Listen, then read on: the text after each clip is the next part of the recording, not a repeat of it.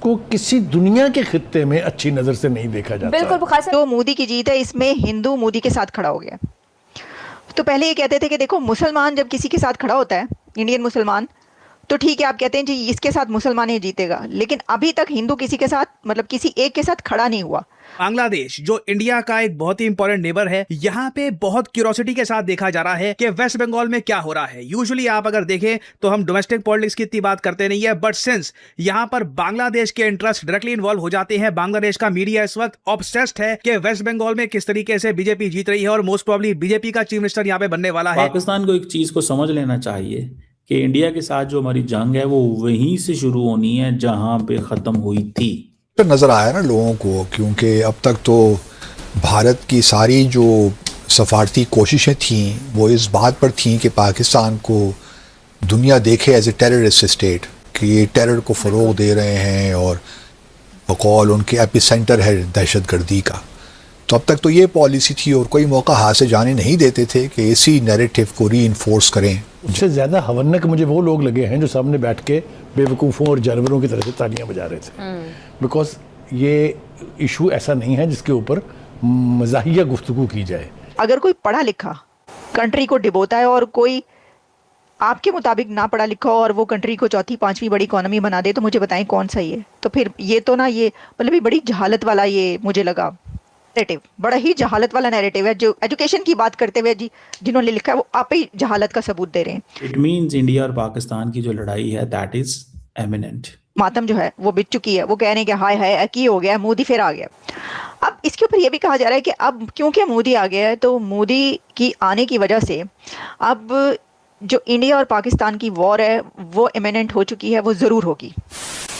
नमस्कार दोस्तों, जय Hind. Bharat EU trade deal के बाद अब खुद अमेरिका भी मान रहा है कि ये भारत की बहुत बड़ी जीत है। साथ ही यूएसए का रोना फिर से शुरू हो गया है कि ईयू ने हमारे साथ डबल गेम खेला है। वही इस डील से अब बांग्लादेश को बहुत बड़ा झटका मिला है और उसकी एकलौती टेक्सटाइल इंडस्ट्री इस डील के बाद बर्बाद होती दिख रही है। दरअसल कॉमर्स मिनिस्टर पीयूष गोयल ने मंगलवार को कहा है कि भारतीय यूरोप संघ के फ्री ट्रेड एग्रीमेंट से अकेले कपड़ा क्षेत्र में लगभग भारत को 30 से 40 बिलियन डॉलर का फायदा होने वाला है और साथ ही 7 मिलियन रोजगार इससे क्रिएट होने वाले हैं। उन्होंने आगे कहा है कि ये एग्रीमेंट भारत को यूरोपियाई संघ के 250 अरब डॉलर के कपड़े बाजार में अपने एक्सपोर्ट्स को बढ़ाएगा, जहां बांग्लादेश वर्तमान में 30 अरब डॉलर के एक्सपोर्ट अभी ईयू में करता है जीरो ड्यूटी की वजह से। वही भारत का इसमें सिर्फ 7 बिलियन डॉलर का हिस्सा था। गोयल ने इस सौदे की क्षमता का संकेत देते हुए कहा है कि ये आने वाले वर्षों में 40 अरब डॉलर तक पहुँच जाएगा। भारत में एग्रीकल्चर के बाद कपड़ा क्षेत्र रोजगार का दूसरा सबसे बड़ा स्रोत है। मोदी की बीजेपी ने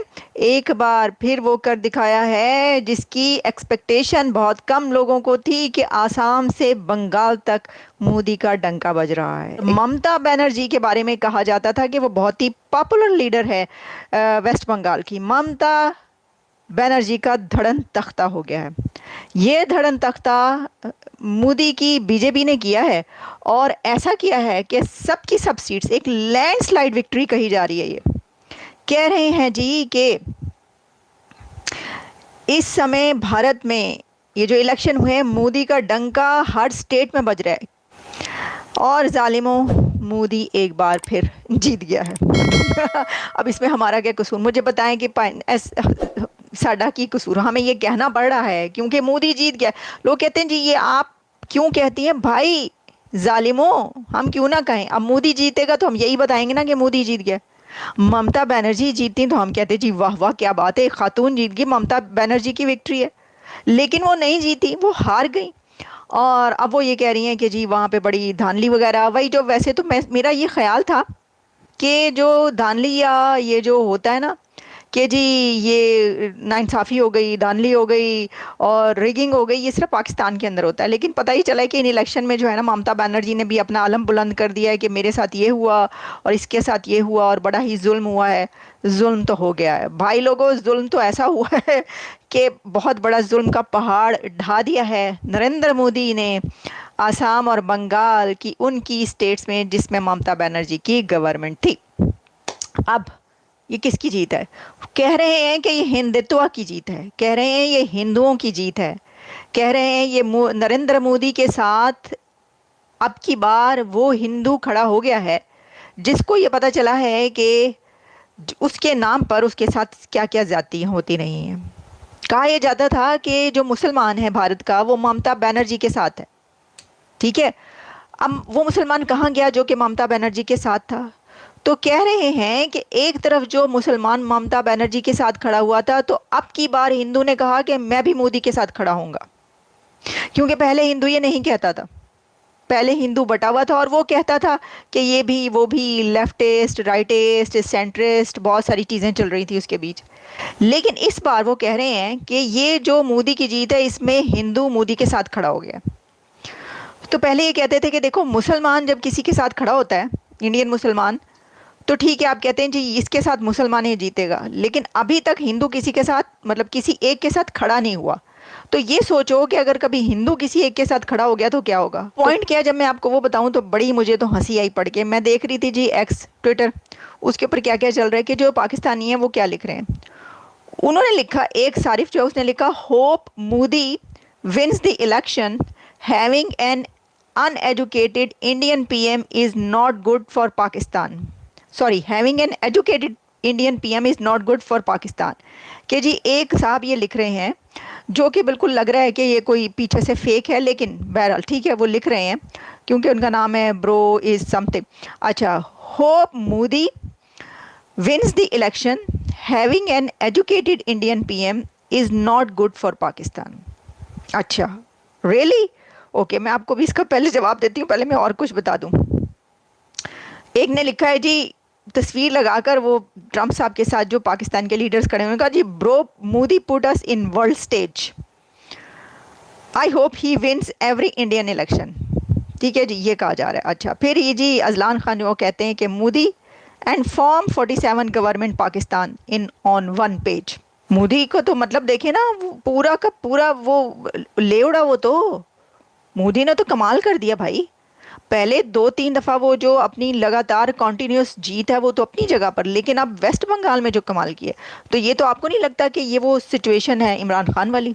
आप उससे उलट कह रहे हैं। लेकिन मैं इस वक्त ये कहना चाहती हूँ कि जो साहब है ना, जिन्होंने ये कहा, या बहुत सारे लोग जो ये समझते हैं कि इंडिया का जो प्राइम मिनिस्टर है वो कोई अनपढ़ बंदा है, या उसने कोई वो 5वीं क्लास से भागा हुआ कोई ऐसा बंदा है, क्योंकि वो जो एक चीज़ है ना कि जी वो चाय की दुकान पर काम किया करते थे, या चाय वाला, जो कि उन्होंने खुद भी अपने आप को, मोदी साहब ने कहा। तो नरेंद्र मोदी ने जब अपने आप को खुद चाय वाला कहा, तो उसकी वजह से वो ये जो है ना, ये मार्जिन लेते हैं। लेकिन मैं आपको ये बताती हूँ, मैंने सर्च किया कि नरेंद्र मोदी की क्या तालीम है, तो मैं आपको ये बताना चाहती हूँ। Narendra Modi's educational background, bachelor of arts, BA in political science from university of Delhi 1978, and then masters of arts यानी कि MA in political science from Gujarat university 1983। But ये डिस्टेंस लर्निंग जो होती है, यानी कि कॉरेस्पॉन्डेंस के थ्रू उन्होंने MA भी कर रखा है, मास्टर्स भी कर रखा है नरेंद्र मोदी ने। अगर आप इसको निकाल भी दें, मैं कहती हूँ ये तालीम निकाल भी दें, ठीक है ना, आप कहेंगे नहीं जी नहीं, ये तो वो उन्होंने वो क्या कहते हैं, जिस तरह आपकी तरफ चलता है पैसे दे के डिग्री ले लेते हैं, तो वहाँ पे भी उन्होंने पैसे दे के, हालांकि ऐसा नहीं है। लेकिन मुझे ये बताएं कि आपकी तरफ 78 इयर्स में जो बड़े बड़े पढ़े लिखे एजुकेटेड प्राइम मिनिस्टर्स और प्रेसिडेंट्स आते रहे हैं, उन्होंने क्या किया पाकिस्तान के लिए? ओ भाई, उन्होंने तो ताड़ा मुल्क ही 2 लख्त करता। नरेंद्र मोदी साहब जो हैं, वो जो इलेक्शंस जीत रहे हैं, उनकी जो पॉपुलैरिटी जो है वो एक्सपैंड कर रही है। ठीक है जी, वो जैसे कहते हैं ना, स्टेट के ऊपर स्टेट को फतह किए जा रहे हैं। That is what we are getting. वो कहते हैं ठीक है, ये भी स्टेट मेरे पास आ गई, वो भी स्टेट आ गई। ये इंडिया टुडे ने मैप दिया है कि on the 72% land area and 78% जो पॉपुलेशन है, उसके ऊपर नरेंद्र मोदी का कंट्रोल है। पाकिस्तान को एक चीज़ को समझ लेना चाहिए कि इंडिया के साथ जो हमारी जंग है वो वहीं से शुरू होनी है जहां पे ख़त्म हुई थी। क्योंकि ये जो कॉन्फिडेंस नरेंद्र मोदी को आ रहा है, ये इसलिए आ रहा है कि वो समझता है कि मैं जो कुछ भी कर रहा हूँ, यानी कि जो ग्लोबल लेवल पे नरेंद्र मोदी की आइसोलेशन ट्रम्प करना चाहता था, या नरेंद्र मोदी को घर में कंट्रोवर्शियल करना चाहते थे, somehow Narendra Modi has survived all that.